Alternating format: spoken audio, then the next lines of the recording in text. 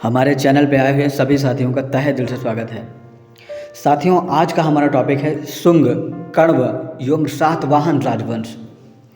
कहते हैं कि मौर्य वंश के बाद शुंग वंश ने राज्य स्थापित किया और पुष्यमित्र शुंग मौर्य का सेनापति था, अर्थात मौर्यों का सेनापति था।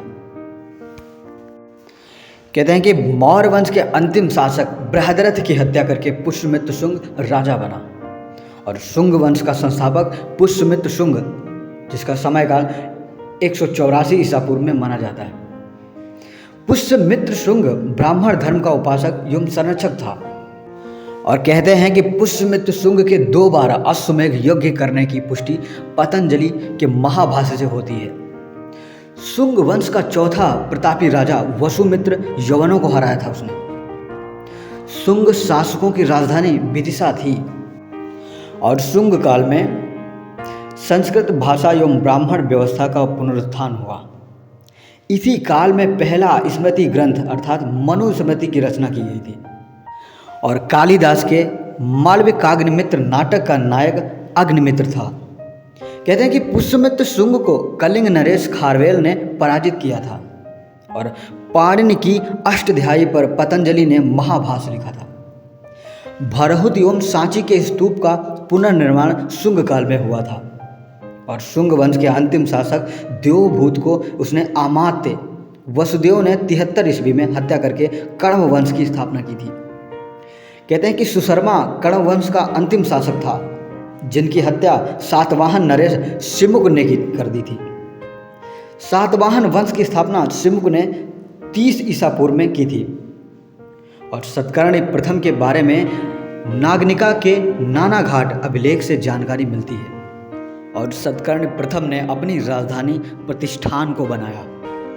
कहते हैं कि गाथा सप्तशती की रचना सातवाहन नरेश हाल ने, अर्थात हाल कवि एवं साहित्यकार भी थे, कि यह प्रकृति भाषा का ग्रंथ है। सातवाहन वंश का महानतम शासक गौतमी पुत्र सतकर्णी था।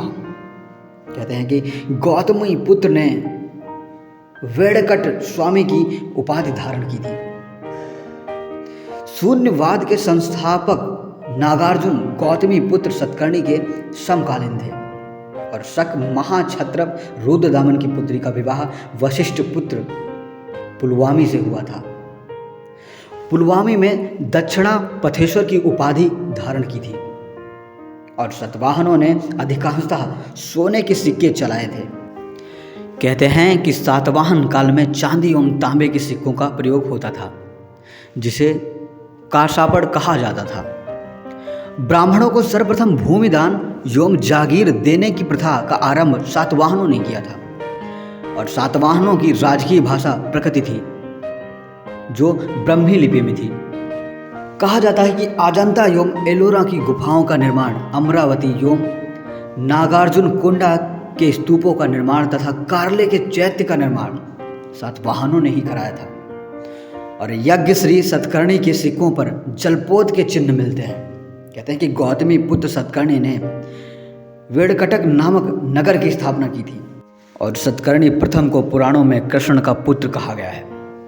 कहते हैं कि सर्वमान्य तौर पर सातवाहनों का मूल स्थान महाराष्ट्र के प्रतिष्ठान को माना जाता है और सातवाहन वंश के शासकों का दक्षिणाधिपति तथा इनके द्वारा शासित प्रदेश को दक्षिणापथ कहा जाता है। सातवाहनों ने मात्र सत्तात्मक सामाजिक व्यवस्था थी।